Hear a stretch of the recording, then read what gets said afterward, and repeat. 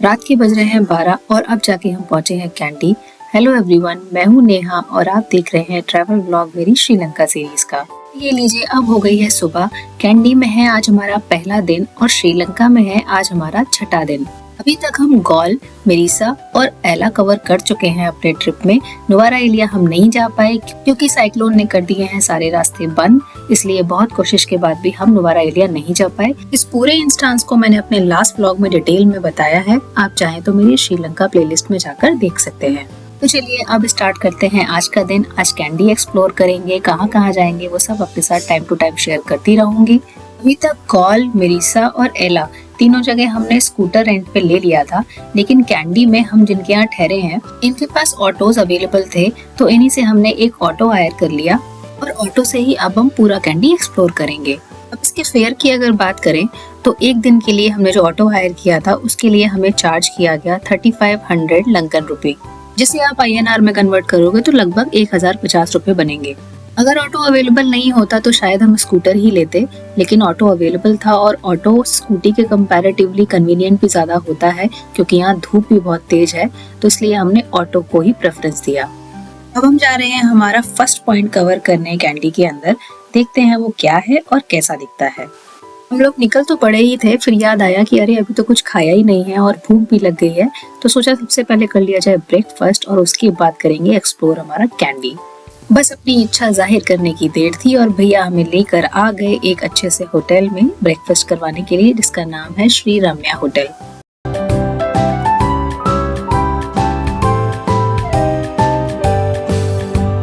ये देखिए, ये है होटल का एंट्रेंस। ये है इसके थोड़े बाहर के नज़ारे, आपको दिखा देती हूँ। और ये है हमारे होटल का फ्रंट व्यू। पूरा नाम है श्री रम्या होटल।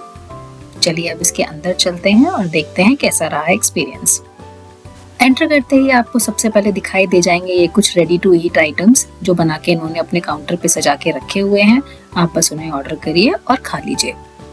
चलिए आप सबसे पहले कर लेते हैं हमारा टेबल सेलेक्ट कि हमें कहाँ बैठना है। उसके बाद कुछ अच्छा सा करेंगे ऑर्डर, पेट पूजा करेंगे और फिर यहाँ से निकलेंगे। चलिए मैं आपको इनका थोड़ा मेन्यू भी दिखा देती हूँ, फटाफट आप इस पे नजर मार लीजिए। प्राइसेस काफी रीजनेबल थे, कोई बहुत ज्यादा महंगा नहीं था, बट अब टेस्ट देखना है कि टेस्ट कैसा रहता है।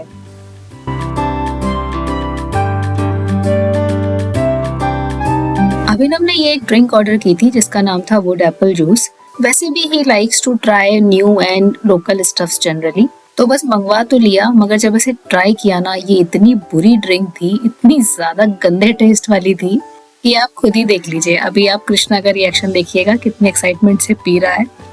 ये देखिए इसका रिएक्शन। अब आप इसके पापा का रिएक्शन देखिए। इसके बाद हमने 2 श्रीलंकन मील्स ऑर्डर की, जिसमें एक थाली तो थी वेजिटेरियन और एक थी नॉन वेजिटेरियन। अगर मैं खाने के टेस्ट की बात करूं तो वो पहली ड्रिंक छोड़कर जितना भी खाना हमने ऑर्डर किया, खाना बहुत ज्यादा टेस्टी था। I highly recommend this hotel to you guys. Whenever you visit Sri Lanka, please do visit here. It has very tasty food. ये देखिए यहाँ पे रोटियां बनाई जा रही हैं। रोटी बनाने का लाइव काउंटर है। यहाँ बेसिकली रोटी तो नॉर्मल बनती ही है, साथ के साथ उस रोटी को काट के एक डिश बनाई जाती है जिसका नाम है कोट्टू। कोट्टू हमने एला में खाया था, आपने मेरे एला व्लॉग में शायद देखा भी होगा।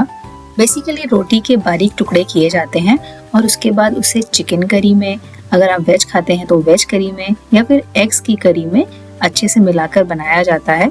टेस्ट की अगर बात करूं तो टेस्टी होता है, लेकिन थोड़ा सा ड्राई होता है। बाकी ये सारा आप देख ही सकते हो, Sri Lankan ready to eat food है। इसमें samosa, veg samosa, non veg samosa, रोटी, वेज रोटी, चिकन रोटी, वड़ा, दाल वड़ा, मतलब आपको काफी वैरायटी मिल जाएगी ब्रेकफास्ट के लिए।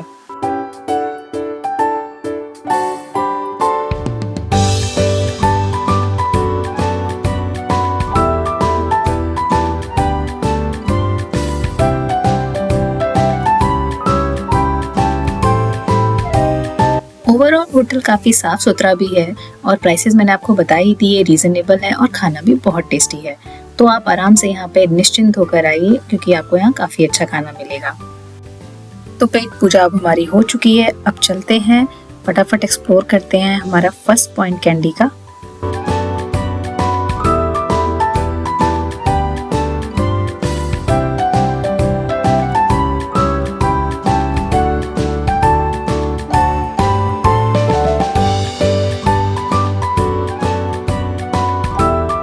ये लीजिए, थोड़ा सा ही समय बाद हम लोग आ गए हमारे फर्स्ट पॉइंट पर, जिसका नाम है टी फैक्ट्री। कैंडी के पहाड़ों में स्थित ये टी फैक्ट्री टी बनने का पूरा प्रोसेस दिखाती है। यहाँ टी लीव्स मैन्युअली प्लग की जाती हैं, सिर्फ टॉप 2 लीव्स और एक बड, ताकि बेस्ट क्वालिटी मिले। चलिए अंदर चल के इसे अच्छे से एक्सप्लोर करते हैं। फैक्ट्री के अंदर आए तो देखा यहाँ तो अच्छा खासा रश है। किसी एंगल से लग ही नहीं रहा था कि श्रीलंका में इतना तगड़ा साइक्लोन आया है और किसी तरह का कोई इम्पैक्ट भी है, क्योंकि टूरिस्ट तो इतने सारे दिखाई दे रहे हैं।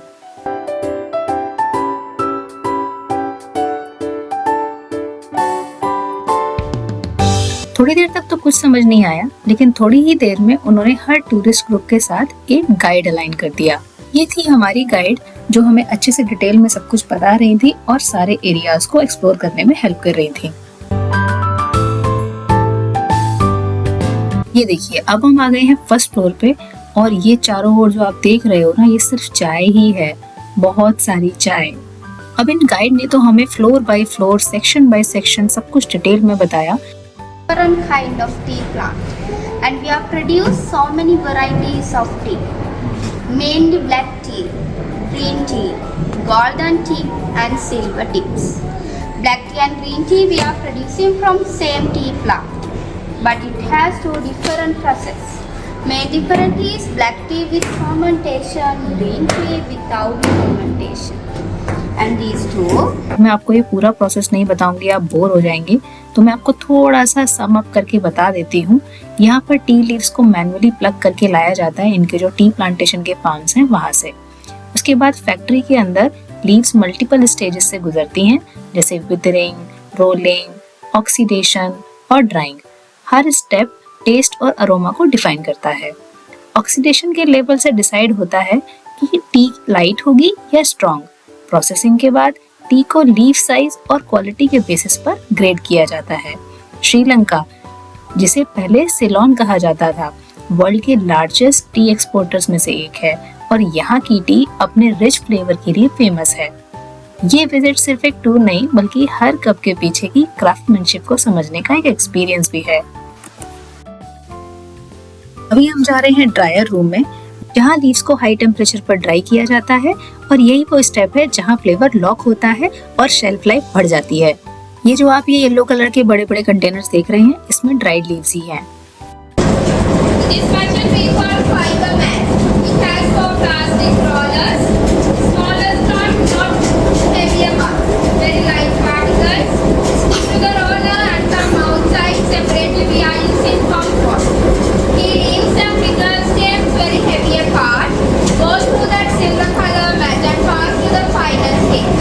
अब हम जा रहे हैं अगले सेक्शन में, जहाँ पे अगला स्टेप पता चलेगा हमें। इतनी सारी लकड़ियां देखकर आइडिया हो गया था कि ये फ्यूल है और इनको जलाने के काम में लिया जाता होगा।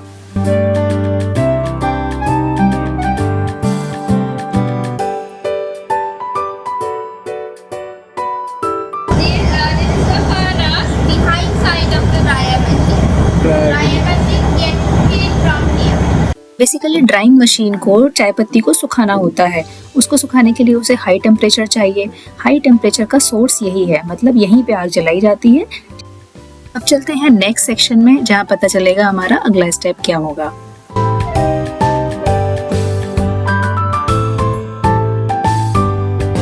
तो ये है अगला रूम, जिसका नाम है सॉर्टिंग एंड ग्रेडिंग रूम। तो बेसिकली यहाँ पे सॉर्टिंग की जाती है, मतलब ड्राई होने के बाद टी को डिफरेंट ग्रेड्स में सॉर्ट किया जाता है, लीफ साइज और उसके क्वालिटी के बेसिस पर। जैसे कि आप देख सकते हो, एक इतनी बड़ी ट्रे में कितनी तरीके की टी लीव्स लगी हुई हैं। ये है सेपरेशन प्रोसेस। इसमें मतलब चाय पत्ती तो एक ही है, मतलब एक ही तरीके से तैयार की गई है, लेकिन उसको सेपरेट किया जाता है कई सारे साइजेस में। मतलब सबसे बारीक वाली, फिर उससे ऊपर वाली, और थोड़ी वैसी, और फिर मोटी वाली। इस तरीके से there multiple sizes of the tea leaves, उसके बेसिस पर उनकी पैकिंग की जाती है। ये देखिए, यहाँ टी लीव्स को बड़ी वाली छन्नी से छाना जा रहा है।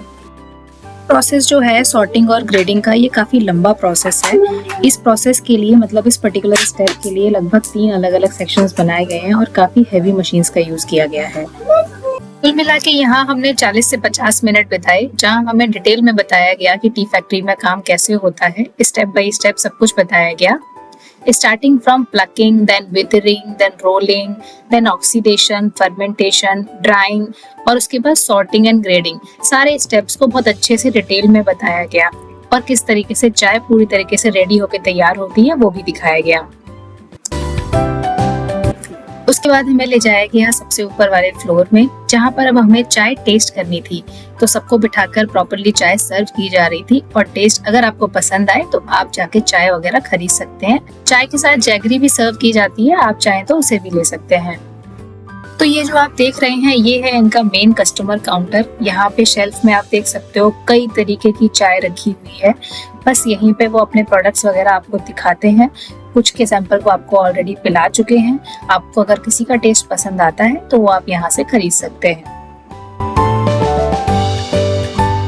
ये देखिए, ये इनकी बेस्ट चाय के सैंपल्स हैं जो इन्होंने यहाँ काउंटर पे लगाए हुए हैं। पसंद आने पर आप इन्हें खरीद सकते हैं।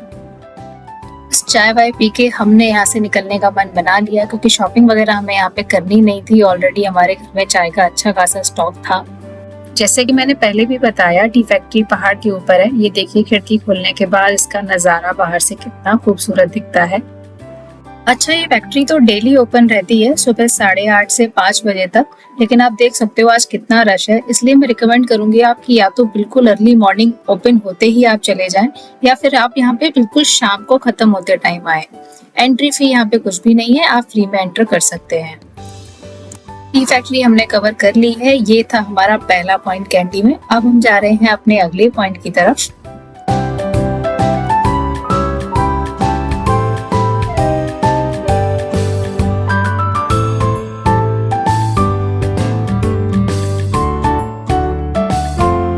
ये लीजिए, आ गया है हमारा नेक्स्ट पॉइंट। इसका नाम है सुबोधर्मा इंटरनेशनल बुद्धिस्ट मोनास्ट्री। ये एक पीसफुल और स्पिरिचुअल डेस्टिनेशन है जो अपनी काम वाइब के लिए जाना जाता है। यहाँ आप देख ही सकते हो बुद्धा जी की बहुत ही बड़ी सी विशाल मूर्ति यहाँ पर है। लेकिन अभी ये स्पॉट यहाँ खत्म नहीं हुआ है, इसे हम अभी आगे भी एक्सप्लोर करेंगे। चलिए पहले फटाफट दर्शन कर लेते हैं और उसके बाद आगे बढ़ेंगे।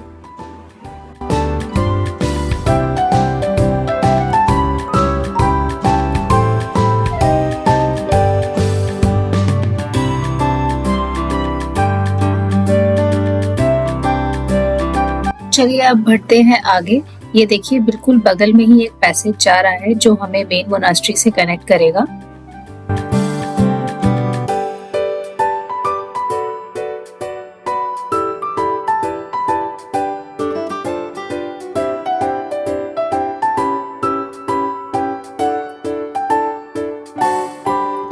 तो ये लीजिए, हम मोनास्ट्री के मेन कैंपस के अंदर आ गए हैं। यहाँ का प्रेमाइसेस आप देख सकते हो एकदम ही शांत है, पीसफुल है। कोई ज्यादा भीड़ भाड़ नहीं है, कोई शोर नहीं है। टूरिस्ट यहाँ पे आते जरूर है, मगर ये सिर्फ एक टूरिस्ट स्पॉट नहीं है, बल्कि एक एक्टिव बुद्धिस्ट मोनास्ट्री है जहाँ मॉन्क्स एक्चुअल में रहते हैं और डेली मेडिटेशन और प्रेयर्स होती हैं। यहाँ का एनवायरनमेंट आप देख ही सकते हो, एकदम पीसफुल है। White coloured structured clean surroundings और एक साइलेंस जो आपको इंस्टेंटली रिलैक्स फील कराता है। मोनास्ट्री के अंदर एक प्रेयर हॉल भी है जहां विजिटर्स क्वाइटली बैठकर मेडिटेशन कर सकते हैं और स्पिरिचुअल एटमॉस्फेयर को एक्सपीरियंस कर सकते हैं। विजिटर्स की एंट्री जनरली फ्री होती है, लेकिन अगर आप डोनेशंस करना चाहें तो कर सकते हैं। यहाँ आते वक्त मॉडेस्ट ड्रेस कोड फॉलो करना है। अभी हमने इसे पूरी तरह एक्सप्लोर नहीं किया है, अब इस प्रोमाइसेस के और सेक्शंस को एक्सप्लोर करते हैं। आप ट्राई करिएगा कि यहाँ सुबह सुबह आ जाएं या फिर शाम में, क्योंकि देख सकते हो आप बहुत तेज धूप है और इस समय गर्मी काफी बढ़ गई है। तो अब हम जा रहे हैं मेन मोनास्ट्री में। ये जो सामने व्हाइट कलर की दिख रही है यही है मेन मोनास्ट्री। चलिए अब इसके अंदर चलते हैं और इसे एक्सप्लोर करते हैं।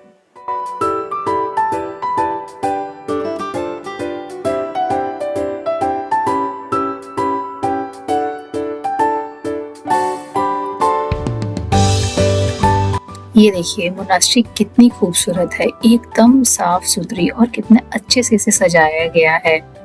अंदर बहुत ही सुंदर गोल्ड प्लेटेड बुद्धा जी की एक मूर्ति है जो आप देख सकते हो।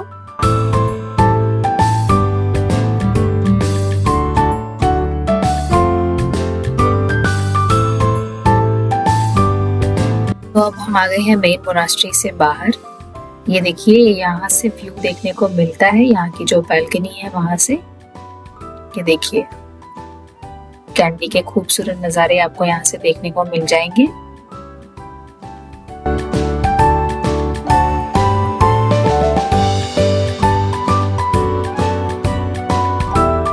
थोड़ा सा और आगे चलने पर हाथी का ये स्कल्पचर सा दिखाई दिया। कृष्णा इसे देखकर बहुत एक्साइटेड हो गया था।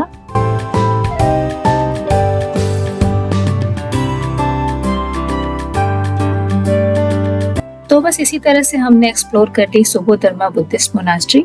अब हम यहाँ से निकलेंगे और अब जाएंगे अपने नेक्स्ट पॉइंट की तरफ। अगला पॉइंट क्या होगा अभी हमने डिसाइड नहीं किया है, लेकिन हम यहाँ से निकल गए हैं।